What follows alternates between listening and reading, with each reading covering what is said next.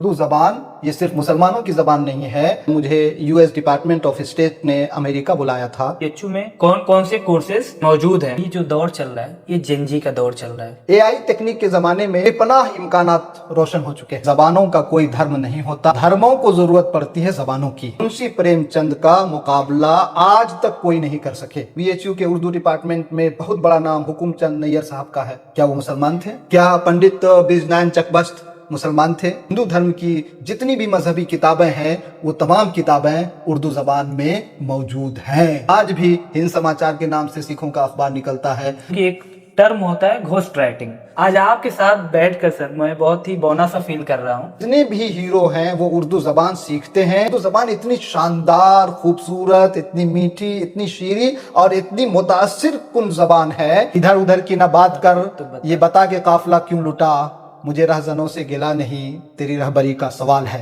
उर्दू है जिसका नाम हम ही जानते हैं दाग, सारे जहां में धूम हमारी जबां की है। साथियों, आज हमारे साथ हैं बनारस हिंदू यूनिवर्सिटी बीएचयू के प्रोफेसर अली जनाब प्रोफेसर अफजल मिसबाही सर को इस वीडियो में लाने का खास मकसद ये है, सर से हम उर्दू जबान के बारे में डिस्कशन करेंगे कि उर्दू जबान से जो बच्चे पढ़ रहे हैं, उर्दू में अपना कैरियर तलाश रहे हैं, उनके लिए उर्दू से बनारस हिंदू यूनिवर्सिटी यानी कि बीएचयू में कौन कौन से कोर्सेज मौजूद हैं, इसके बारे में हम सर से डिस्कस करेंगे। और सर से गुजारिश करते हैं कि सर थोड़ा सा अपने बारे में हमारे दर्शकों को बताएं। मेरा नाम डॉक्टर मोहम्मद अफजल हुसैन है। मेरा pen name doctor Afzal Misbahi है। इस वक्त बनारस हिंदू यूनिवर्सिटी के महिला महाविद्यालय में उर्दू सेक्शन में असिस्टेंट प्रोफेसर के तौर पर पढ़ा रहा हूँ। मैं आपको मुबारकबाद पेश करना चाहता हूँ कि आपने बहुत अच्छे टॉपिक का इंतखाब किया है। बहुत शुक्रिया। और उर्दू में किस तरह से रोज़गार के मौके हैं उस ताल्लुक से आपने इसका इंतखाब किया है, इसके लिए आप मुबारकबाद के मुस्तहिक हैं और इसका फ़ायदा सुनने वालों को बहुत ज़्यादा होगा इंशाल्लाह। सर, हमारा पहला जो सवाल है आपसे वो ये है कि बीएचयू में उर्दू से रिलेटेड जो कोर्सेज हैं वो कहाँ कहाँ पे पढ़ाए जाते हैं, या इससे जो एफिलिएटेड कॉलेजेस हैं वहाँ पे भी क्या उर्दू की पढ़ाई होती है? ये बहुत ही इम्पोर्टेंट सवाल है आपका। महामना मदन मोहन मालवीय जी ने जब यूनिवर्सिटी की बुनियाद रखी थी तो उस वक्त जो 7-8 डिपार्टमेंट उन्होंने कायम किए थे, उन डिपार्टमेंट में एक डिपार्टमेंट उर्दू डिपार्टमेंट भी था। अच्छा। इससे आप इस डिपार्टमेंट की अहमियत का अंदाज़ा लगा सकते हैं। महिला महाविद्यालय जहां बच्चियां पढ़ती हैं वहां भी उर्दू सब्जेक्ट पढ़ाया जाता है। यहाँ वसंता कॉलेज जो एफिलिएटेड कॉलेज है बीएचयू से, वहाँ भी उर्दू का शोबा है। डीएवी कॉलेज है तो वहाँ भी उर्दू का डिपार्टमेंट है। उसके अलावा जो हमारा बीएचयू का मेन डिपार्टमेंट है वो एक बड़ा डिपार्टमेंट है। तकरीबन वहाँ पे 8 से 10 फैकल्टी हैं और मुकम्मल फुल फ्लेज डिपार्टमेंट है। और वहाँ पे जो कोर्सेज हो रहे हैं जैसे ग्रेजुएशन, एमए, पीएचडी, उसके अलावा certificate course, diploma in Urdu, Urdu में मास मीडिया, इस तरह से ये पूरा फुल फ्लेज डिपार्टमेंट ये इंतहाई कामयाबी के साथ चल रहा है। और अब तक मेरी नज़रों के सामने पिछले तकरीबन 6 वर्षों में बहुत से ऐसे स्टूडेंट रहे हैं जिन्होंने बहुत ही कामयाबी के साथ प्रोफेशनल लाइफ को अपनाया है। और कोई प्राइवेट सेक्टर में कामयाब हुए हैं तो कोई गवर्नमेंट सेक्टर में कोई टीचर बने हैं तो कोई ट्रांसलेटर बने हैं और कोई मीडिया के मैदान में आगे बढ़े हैं। तो इस तरह से मैं कह सकता हूं कि उर्दू डिपार्टमेंट के जो कोर्सेज हो रहे हैं वो इंतहाई कामयाब हैं। बहुत बहुत शुक्रिया सर। सर, एक मेरा सवाल है कि अभी जो दौर चल रहा है ये जेनजी का दौर चल रहा है। वो एआई में जा रहे हैं, एडिटिंग में जा रहे हैं, या फिर वो गेमर बन रहे हैं, प्रोग्रामिंग कर रहे हैं। उन्हें आप कैसे समझाएंगे कि आप उर्दू में कैरियर बनाइए? इसमें कौन कौन से ऐसे रास्ते हैं जो अगर कोई बच्चा उर्दू से पढ़ता है, बीएचयू से पढ़ता है, या कहीं से भी वो उर्दू का एक्सीलेंट स्टूडेंट है, तो उसको कैरियर ऑप्शन क्या क्या मिलेगा? वो उर्दू से पढ़ने के बाद कौन कौन से फील्ड में अपना परचम लहरा सकता है? बहुत ही अहम सवाल किया है आपने। मैं इस सिलसिले में एक अपना तजर्बा आपसे शेयर करना चाहूँगा। 2019 में जब मुझे यूएस डिपार्टमेंट ऑफ स्टेट ने अमेरिका बुलाया था तो अमेरिकन गवर्नमेंट ने हमारे लिए 2 ट्रांसलेटर रखे थे। एक इंग्लिश से उर्दू तर्जुमा करने वाले अच्छा। और दूसरे इंग्लिश से हिंदी तर्जुमा करने वाले, या हिंदी से इंग्लिश और उर्दू से इंग्लिश तर्जुमा करने वाले। इससे आप अंदाज़ा कर सकते हैं कि आज के दौर में भी अगर कोई इंग्लिश और उर्दू ज़बान जानते हैं तो सिर्फ इंडिया की सरजमीन ही पर नहीं बल्कि अमेरिका की सरजमीन पर, इंग्लैंड की सरजमीन पर और दुनिया के हर कोने में एक प्रोफेशनल लाइफ गुजार सकते हैं। आपने जो जेनजी की बात की या एआई टेक्निक की बात की, एआई टेक्निक के ज़माने में उर्दू में बेपनाह इम्कानात रोशन हो चुके हैं। उसकी वजह यह है कि अब आप देखिए कि जितने मटेरियल हैं जो अवेलेबल हैं, ऑनलाइन अवेलेबल हो या ऑफलाइन अवेलेबल है, वो तमाम के तमाम मटेरियल को दूसरी ज़बानों से उर्दू ज़बान में करने के वाले चाहिए, और एआई वालों को भी चाहिए, चैट जीपीटी वालों को भी चाहिए, और जितनी भी इस तरह की संस्थाएं उनको भी चाहिए। तो अगर कोई प्रोफेशनल लाइफ गुजारना चाहे तो सिर्फ linkedin.com पर जा करके अपना प्रोफाइल अपलोड कर दे, और ये अपलोड कर दे कि हम उर्दू ऑडियो या उर्दू वीडियो या उर्दू मटेरियल को हम हिंदी में ट्रांसलेट करेंगे या इंग्लिश में ट्रांसलेट करेंगे या अरबी ज़बान में ट्रांसलेट करेंगे या दुनिया की किसी और ज़बान में ट्रांसलेट करेंगे या किसी और ज़बानों से, अरबी से, हिंदी से, इंग्लिश से आप उर्दू में ट्रांसलेट आराम से कर सकते हैं। और ये एक दो नहीं, इसके लिए हज़ारों लाखों ऐसे एक्सपर्ट की ज़रूरत है जो जेनजी उस मैदान में बहुत आसानी से जा सकते हैं। उसके अलावा मैं आपको बताऊं कि जैसे मैं बोल रहा हूं तो बोलने के लिए बहुत ही इम्पॉर्टेंट है उर्दू ज़बान। मैं जो बोल रहा हूं और जो उर्दू ज़बान नहीं जानते हैं तो आप उनको और मुझे जब सुनेंगे तो ज़मीन आसमान का फ़र्क नज़र आएगा। मेरा एक्सप्रेशन, मेरा बोलने का तरीक़ा, मेरी ज़बान, मेरा लहजा उन लोगों से बिल्कुल जुदा होगा जो उर्दू ज़बान नहीं जानते हैं। तो जेनजी अगर अपनी आवाज़ दुनिया के कोने कोने तक पहुंचाना चाहते हैं तो उनको चाहिए कि उर्दू ज़बान बहुत अच्छी तरह से सीखें, उर्दू ज़बान में बोलने की तकनीक हासिल करें और उर्दू ज़बान में लिखने की तकनीक हासिल करें। मैं समझता हूं कि वो ज़िंदगी के हर मोड़ पर बहुत कामयाबी के साथ अपनी बात दूसरों को आसानी से पहुंचा सकते हैं। बहुत बहुत शुक्रिया सर। हमारा जो अगला सवाल है कि सपोज दैट जैसे आप एक फैकल्टी हैं, आप बीएचयू जैसे संस्थान में आप प्रोफेसर बने, हमारे दर्शक उर्दू बैकग्राउंड के हैं जो हमें गांव से, शहर से या किसी कस्बे से देख रहे हैं, अगर वो प्रोफेसर बनना चाहें तो उनके लिए क्या क्या ज़रूरी है, उन्हें कौन कौन से कोर्सेज करने होंगे या इसका एक क्या पूरा तरीका है सर, इसका ज़रा आप खुलासा कर दें तो बहुत बेहतर होगा। शुक्रिया। एक असिस्टेंट प्रोफेसर बनने के लिए यानी किसी यूनिवर्सिटी में तदरीसी फरीज़ा अंजाम देने के लिए सबसे इम्पॉर्टेंट यह है कि आप ग्रेजुएशन करें उर्दू सब्जेक्ट से, और उसके बाद आपको एमए करना होगा। कम से कम मार्क्स उसमें 55% यानी 55% आपको लाना होगा। एमए करने के बाद आप नेट क्वालिफाई करते हैं, net for PhD, net for assistant professor और जेआरएफ। इन तीनों में से कोई भी आप क्वालिफाई कर लेते हैं तो आपका आसानी के साथ पीएचडी में एडमिशन हो जाता है। जब आप पीएचडी कर लेते हैं उसके बाद आपके लिए असिस्टेंट प्रोफेसर बनने की राहें बहुत आसान हो जाती हैं। ये बहुत ही आसान है, यानी अब तक 3 साल का ग्रेजुएशन, 2 साल का एमए और 4 से 5 साल की पीएचडी, ये आप कोर्स करके आराम से असिस्टेंट प्रोफेसर बन सकते हैं। यही आसान तरीका है। और उसके अलावा आप अगर दूसरे मैदान में जाना चाहें तो ग्रेजुएशन के बाद ही आप दूसरे मैदान में जा सकते हैं। जैसे आप ट्रांसलेटर बन सकते हैं। अभी सैकड़ों की तादाद में बिहार में ट्रांसलेटर, उर्दू ट्रांसलेटर रखे गए। हमारे यहाँ के कई स्टूडेंट का, वहाँ पे बीएचयू के कई स्टूडेंट का हुआ। अगर आप स्कूल में या प्राइमरी स्कूल में या मिडिल स्कूल में या सेकेंडरी स्कूल में अगर आप पढ़ाना चाहते हैं तो उसके लिए आपको 2 साल का बीए के बाद 2 साल का बीएड करना होगा। आप बीएड करने के बाद आसानी के साथ प्राइमरी स्कूल में आप पढ़ा सकते हैं। उसके वहाँ के जितने भी सरकारी संस्थाएं हैं टीचिंग मोड में, उसमें आपका आसानी से आपकी मुलाजमत हो सकती है। तो ये तो एजुकेशन की फील्ड में आपके जाने के लिए। लेकिन अगर आप ग्रेजुएशन करने के बाद अगर आप चाहें कि यूपीएससी क्वालिफाई करना चाहें, तो हमारी नज़र में एक दो नहीं बल्कि दर्जनों ऐसे अफसरान हैं जिन्होंने उर्दू मीडियम से यूपीएससी क्वालिफाई किया और बहुत ही कामयाबी के साथ उन्होंने अपना फरीज़ा अंजाम दिया और आज भी अंजाम दे रहे हैं। तो ये बिल्कुल कन्फ्यूजन नहीं होना चाहिए कि उर्दू सब्जेक्ट के ज़रिए हम यूपीएससी नहीं कर सकते हैं, बीपीएससी नहीं कर सकते, ऐसा नहीं है। बल्कि और दूसरे सब्जेक्ट से अगर आप ग्रेजुएशन करके जो मुलाजमत पा सकते हैं वो सारी मुलाजमत उर्दू ज़बान के ज़रिए ग्रेजुएशन करने के बाद आप आसानी से पा सकते हैं। सर मेरा जो अगला सवाल है वो बहुत इम्पोर्टेंट है सर।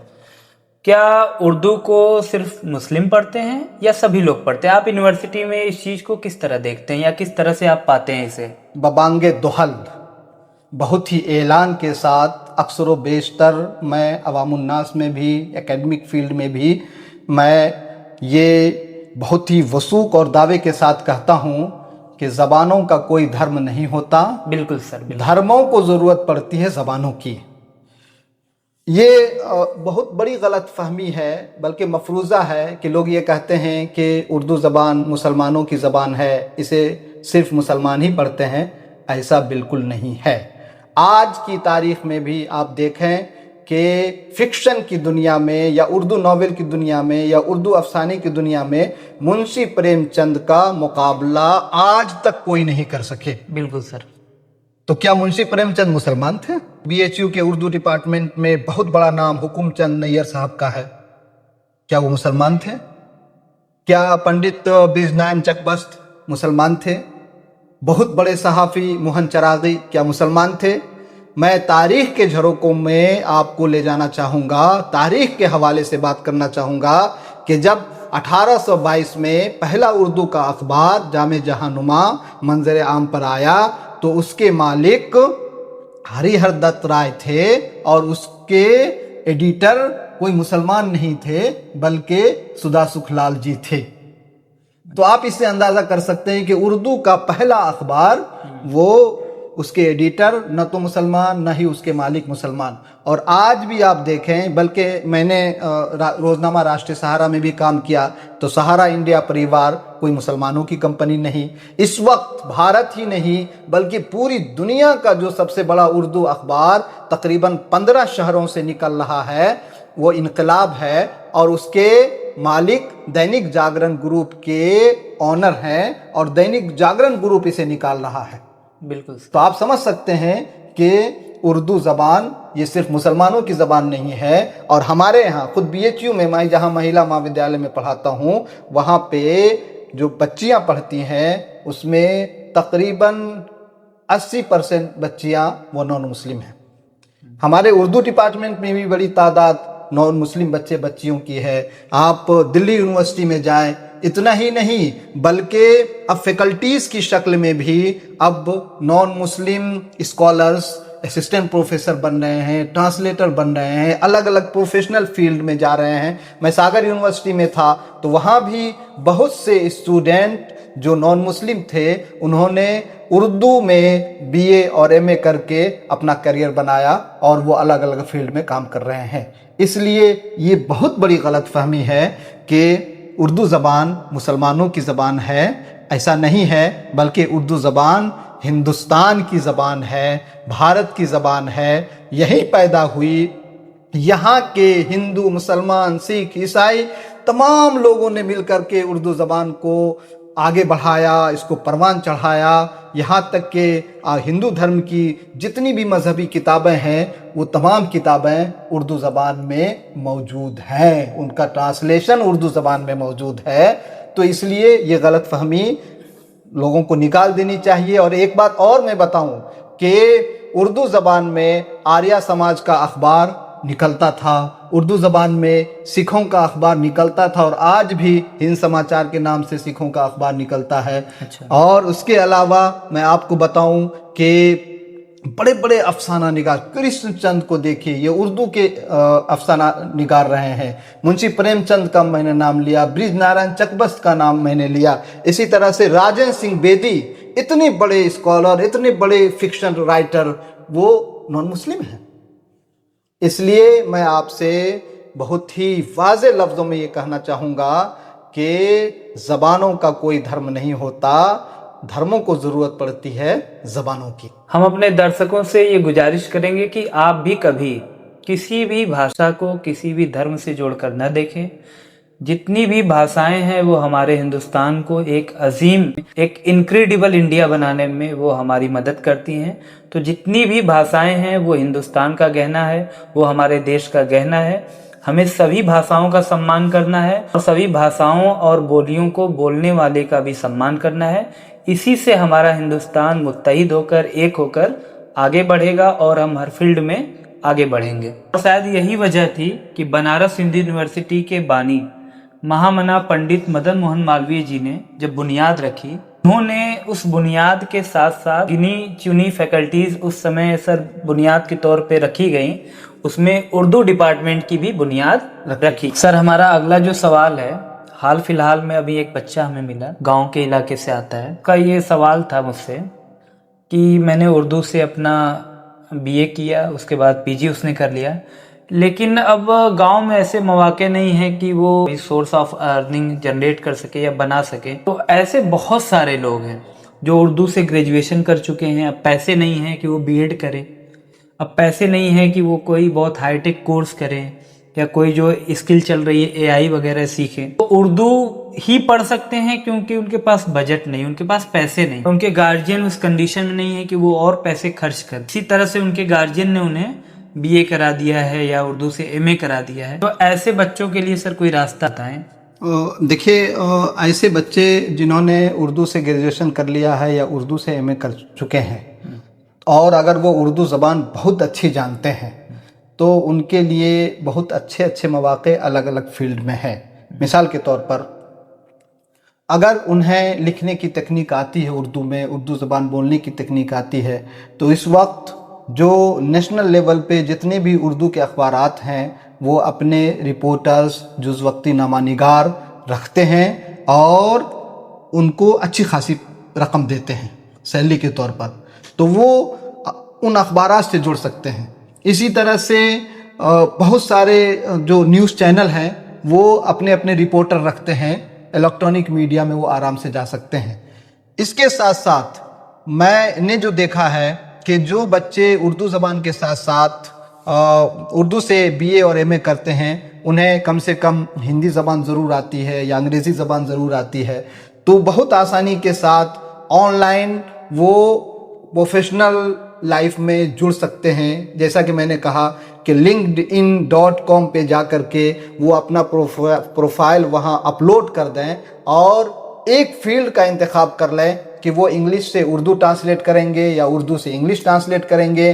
बल्कि अगर इंग्लिश से उर्दू या उर्दू से इंग्लिश भी ट्रांसलेट नहीं कर सकते हैं तो हिंदी तो कर ही सकते हैं, उर्दू से हिंदी ट्रांसलेट कर सकते हैं, हिंदी से उर्दू, तो हिंदी से उर्दू और उर्दू से हिंदी ट्रांसलेशन का भी बहुत बड़ा काम मौजूद है, वो घर बैठे बैठे आराम से कर सकते हैं। इसके साथ साथ प्रिंट मीडिया में, इलेक्ट्रॉनिक मीडिया में जो मौके हैं वो मौके तो है ही। अगर आप चाहें तो आप प्राइवेट तौर पर इस तरह का कोर्स भी अपने इलाके में शुरू कर सकते हैं, उर्दू लर्निंग कोर्स शुरू कर सकते हैं, उर्दू ट्रांसलेशन का कोर्स शुरू कर सकते हैं अगर आपको उर्दू ज़बान आती है, और बहुत आसानी से आप पैसे कमा सकते हैं। सरकारी नौकरी के लिए आपको कोशिश करनी चाहिए ज़्यादा से ज़्यादा, इसलिए कि आज देखिए कि बिहार की सरजमीन पर बहुत कम ऐसे बच्चे हैं जो उर्दू के साथ साथ हिंदी या अंग्रेज़ी ज़बान अच्छी जानते हैं और वो बेकार बैठे हुए हों। बेशतर बच्चे जो उर्दू से क्वालिफाइड हैं वो रोज़गार से जुड़ चुके हैं। जो बीएड हैं, बीएड किए हुए उर्दू से बहुत कम ऐसे स्कॉलर मौजूद हैं जो अभी मुलाजमत में नहीं हैं। तो मैं समझता हूँ कि अगर ये बच्चे थोड़ी सी तवज्जो दें और अपने ताल्लुकात को डेवलप कर लें, हम जैसे लोगों से ताल्लुकात बनाएं, आप जैसे लोगों से ताल्लुकात बनाएं, तो बहुत आसानी के साथ वो प्रोफेशनल लाइफ से जुड़ सकते हैं। साथियों, इससे पहले कि हम अगले सवाल पे बढ़ें, एक चीज़ मैं बता दूं कि एक टर्म होता है घोस्ट राइटिंग। घोस्ट राइटिंग में क्या होता है कि आप किसी की बुक को ट्रांसलेट करते हैं, उसके एवज में सर आपको एक अच्छी रकम मिलती है, लगभग 5 से 7 हज़ार रुपये, 10 हज़ार रुपये। मैंने भी कुछ घोस्ट राइटिंग की है, तो हालांकि मेरी जो लैंग्वेज थी वो इंग्लिश से हिंदी रही या फिर हिंदी से इंग्लिश रही। तो जो उर्दू के बच्चे देख रहे हैं उनके लिए यहाँ पे सर एक अपॉर्चुनिटी ये बनती है कि बहुत सारी फैकल्टीज़ हैं हिंदुस्तान में, जैसे कि आप हैं, आपकी भी किताबें आती रहती हैं, और इसी तरह से और भी जो फैकल्टीज़ हैं उर्दू में वो अपनी किताबों को लिखते रहते हैं, पब्लिश कराते रहते हैं। तो वो भी सर उनका भी इंटरेस्ट होता है कि मेरी किताब ये हिंदी में भी आ जाए, क्योंकि इसको मैक्सिमम रीच मिले, ज़्यादा से ज़्यादा रीडर्स तक ये किताब पहुँचे। तो वो लोग भी हायर करते हैं कि आप हमारी बुक को ट्रांसलेट कर दीजिए, आपको इस फील्ड को भी ट्राई करना चाहिए। सर मेरा एक अगला सवाल है, जब एआई आ चुका है, टेक बेस्ड प्रोग्राम्स आ चुके हैं, बहुत सारे अर्निंग सोर्सेज आ चुके हैं। सर एक मैं मजाकिया अंदाज में बता रहा हूँ, अभी कोई गांव में बच्चा अपने पेरेंट्स से कहे कि नहीं मुझे बीटेक नहीं करना है, डॉक्टर नहीं बनना है, उर्दू में अपना फ्यूचर बनाना चाहता हूँ, तो उसको रिप्लाई मिलता है सामने से, उर्दू पढ़ के क्या करोगे? तो मेरा सवाल सर ये आपसे है कि हम उर्दू पढ़ के क्या करेंगे? ये आपने बहुत ही इम्पोर्टेंट सवाल किया कि अगर कोई बच्चा ये अपने माँ बाप से कहता है कि मैं उर्दू पढ़ना चाहता हूँ, तो उनके वालिदैन ये कहते हैं कि उर्दू पढ़कर क्या करोगे। तो मेरा जवाब बहुत ही आसान, बहुत ही सीधा यह है कि आप मेरी तरह प्रोफेसर, असिस्टेंट प्रोफेसर बन सकते हैं। अच्छा सर, एक और सवाल सर मैं ऐड कर देता हूँ कि उर्दू ने आपको क्या क्या दिया? जो लोग कहते हैं, जो गार्जियन कहते हैं कि उर्दू पढ़ के क्या करोगे, तो आपसे सवाल है सर कि उर्दू पढ़ने की वजह से आपको क्या क्या मिला? देखिए, उर्दू ज़बान पढ़ने की वजह से, इसमें महारत हासिल करने की वजह से, उर्दू ज़बान में सहाफ़त यानी मीडिया जर्नलिज़म की फील्ड में काम करने की वजह से मुझे 2009 में ब्रिटिश गवर्नमेंट ने स्पेशल गेस्ट के तौर पर अमेरिका बुलाया। बहुत बड़ी बात होती है सर। और वहाँ उन्होंने Oxford University, London University, Leicestershire University के प्रोफेसर्स को बुला करके एक कोर्स कराया Markfield Institute of Higher Education Leicestershire में, जहां उस हमारे डेलीगेशन में 8 लोग थे, जिसमें अलीगढ़ मुस्लिम यूनिवर्सिटी के 2 प्रोफेसर थे, जामिया हमदर्द के 1 प्रोफेसर थे, जामिया मिल्लिया इस्लामिया के 1 प्रोफेसर थे, नदवा से 1 साहब थे, और मैं एक अखबार की फील्ड का था। तो ये उर्दू की वजह से मुमकिन हो सका। मुझे 2019 में यानी 2019 में यूएस डिपार्टमेंट ने अमेरिका की सरजमीन पर बुलाया, और वहाँ उन्होंने वाशिंगटन यूनिवर्सिटी, ओहायो यूनिवर्सिटी के बाद सैन फ्रांसिस्को कॉलेज और फ्लोरिडा, पेंसाकोला और इस तरह से बहुत सारे स्टेट और सिटीज़ में वो ले गए। वहाँ की यूनिवर्सिटीज़ में, कॉलेजेस में, स्कूल में उन्होंने ले जा करके हमें लेक्चर सुनने का मौका दिया और बोलने का भी मौका दिया। और इन द लास्ट उन्होंने मुझे एक ऑनरेरी सिटीजनशिप ऑफ यूएसए मुझे उन्होंने अवार्ड किया। ये सिर्फ और सिर्फ उर्दू की वजह से मुमकिन हो सका। अच्छा सर, तैयारी के दौरान जब हम लोग सिटीजनशिप का प्रोसेस पढ़ते थे, तो उसमें जो यूएसए का सिटीजनशिप पाने का जो तरीका है, जो प्रोसेस है, वो सबसे डिफ़िकल्ट माना जाता है। और ये बहुत सम्मान की बात है कि यूएसए ने आपको ऑनरेरी सिटीजनशिप प्रोवाइड किया। तो जो गार्जियन, जो भी हमारे व्यूवर देख रहे हैं, वो आपके लिए सर की जो उपलब्धियां हैं वो एक नसीहत के तौर पे भी हैं कि उर्दू से आपको क्या क्या मिल सकता है। सर ने बहुत ही तवील गुफ्तगू की कि उर्दू का क्या रोल है हमारी ज़िंदगी में। और सर मैं यहाँ से एक चीज़ आपसे सीख के जा रहा हूँ कि बहुत जल्द मैं उर्दू पढ़ना चालू करूँगा। आमतौर पे हिंदी में पॉडकास्ट करता हूँ, इंटरव्यू लेता हूँ। आज आपके साथ बैठकर सर मैं बहुत ही बौना सा फील कर रहा हूँ, लेकिन मैं कोशिश करूंगा कि मैं भी उर्दू को सीख। मैं ये बोलने ही वाला था कि काशिफ भाई, आप उर्दू ज़बान ज़रूर सीख लें। और डिजिटल मीडिया के मैदान में हैं, तो मैं आपको बहुत ही तजर्बे की बात बताऊं। हिंदी फिल्म इंडस्ट्री में हीरो बनने से पहले, कलाकार बनने से पहले, अदाकार बनने से पहले ये तरीक़ा है कि जितने भी हीरो हैं वो उर्दू ज़बान सीखते हैं, उर्दू प्रोनंसिएशन सीखते हैं, उर्दू में डायलॉग बोलने का तरीका सीखते हैं, और जो स्क्रिप्ट राइटर होते हैं वो भी उर्दू ज़बान सीखते हैं, ताकि वो उर्दू ज़बान, चूँकि उर्दू ज़बान इतनी शानदार, खूबसूरत, इतनी मीठी, इतनी शीरी और इतनी मुतासिर कुन ज़बान है कि इसके ज़रिए आप अपनी बातें बहुत आसानी से कह सकते हैं, लोगों को समझा सकते हैं, और ज़बान को वो आवाज़ गिरा भी नहीं गुज़रती है।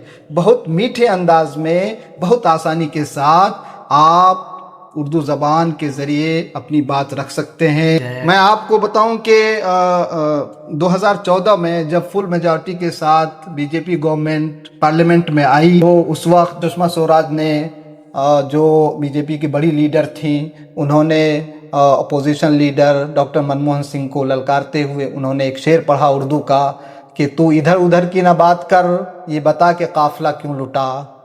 तू इधर उधर की ना बात कर, ये बता के काफिला क्यों लुटा। मुझे रहजनों से गिला नहीं, तेरी रहबरी का सवाल है। तो खूब तालियां बजी, खूब डालियां बजी।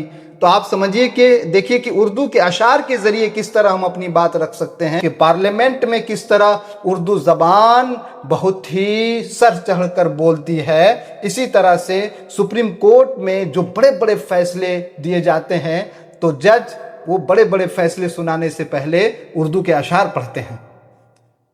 तो आप इससे उर्दू ज़बान की अहमियत का अंदाज़ा लगा सकते हैं। मैं काशिफ भाई आपसे भी दरख्वास्त करूंगा और जितने भी यूट्यूबर्स हैं उन यूट्यूबर्स से भी दरख्वास्त करूंगा कि वो उर्दू ज़बान बोलना, उर्दू प्रोनंसिएशन, उर्दू तलफ़ुज़, उर्दू लहजा ज़रूर सीखें, इसलिए कि उर्दू एक तहज़ीब का नाम है जो हिंदुस्तानी तहज़ीब है, भारतीय तहज़ीब है, गंगा जमनी तहज़ीब है। और जब आप किसी से उर्दू ज़बान में बात करते हैं तो समझिए कि पूरा हिंदुस्तान उनके सामने रिफ्लेक्ट हो जाता है। अब तक की आपकी लाइफ हिस्ट्री में आप उर्दू से पढ़े, आप उर्दू में प्रोफेसर हैं, उर्दू के शायरी की कोई 2 लाइन आप हमें हमारे दर्शकों को सुनाएं सर। मखदूम मोहिउद्दीन का एक बहुत ही अच्छा शेर है जो सब के लिए मैं आमतौर पे पढ़ना चाहूँगा कि हयात लेके चलो, कायनात लेके चलो, हयात लेके चलो, कायनात लेके चलो, चलो तो सारे ज़माने को साथ लेके चलो। बिल्कुल सर। चलो तो सारे ज़माने को साथ लेके चलो। और जो लोग अभी कोशिश कर रहे हैं तो मैं उनके लिए ये कहूँगा कि सुकून मौत है जोहदो अमल की दुनिया में, सुकून मौत है जोहदो अमल की दुनिया में, थको तो और भी तलवों को खार खार करो। और सितारों से आगे जहाँ और भी हैं, सितारों से आगे जहाँ और भी हैं, अभी इश्क के इम्तिहान और भी हैं, अभी इश्क के इम्तिहान और भी हैं। और आपने जो एक शेर पढ़ा था कि उर्दू है जिसका नाम हम ही जानते हैं दाग, उर्दू है जिसका नाम हम ही जानते हैं दाग, सारे जहां में धूम हमारी ज़बां की है। बिल्कुल सर, बिल्कुल। बहुत बहुत शुक्रिया काशिफ भाई। बहुत बहुत शुक्रिया सर कि आपने अपने बिजी शेड्यूल से हमारे लिए वक्त निकाला, सवालों को सुना और उनका बेहतरीन तरीके से जवाब दिया, जो हमारे दर्शकों को, हमारे व्यूवर्स को, फॉलोअर्स को वो काम आने वाला है। और उनके मन में बहुत सारे जो डाउट्स थे उनका एक क्लैरिफिकेशन भी हो गया। इतना कीमती वक्त निकाला, इसके लिए मैं अपने चैनल, अपने परिवार की तरफ से भी आपका बहुत बहुत शुक्रगुजार हूँ, बहुत बहुत शुक्रिया अदा करता हूँ सर। काशिफ भाई आपका बहुत बहुत शुक्रिया कि आपने इतने अहम मौजू पर गुफ्तगू करने के लिए हमारा इंतखाब किया। मैं इसके लिए आपको मुबारकबाद पेश करना चाहता हूं और मैं आपका शुक्रिया अदा करना चाहता हूं, इसलिए कि ये बहुत ही इम्पोर्टेंट मौजू है। और उर्दू ज़बान जितनी मजबूत होगी, मैं पूरे चैलेंज के साथ कह सकता हूं, उर्दू ज़बान जितनी मजबूत होगी, हिंदुस्तानी बाशिंदे आपस में उतने ही ज़्यादा मजबूत होंगे। इसलिए कि ये ज़बान कश्मीर से लेकर कन्याकुमारी तक बोली जाती है, पढ़ी जाती है। और जो नेशनल अखबारात निकलते हैं उन तमाम अखबारात में अगर इंग्लिश और हिंदी है तो उर्दू के अखबारात भी हैं। बिल्कुल सर, बिल्कुल। बहुत बहुत शुक्रिया आपका काशिफ।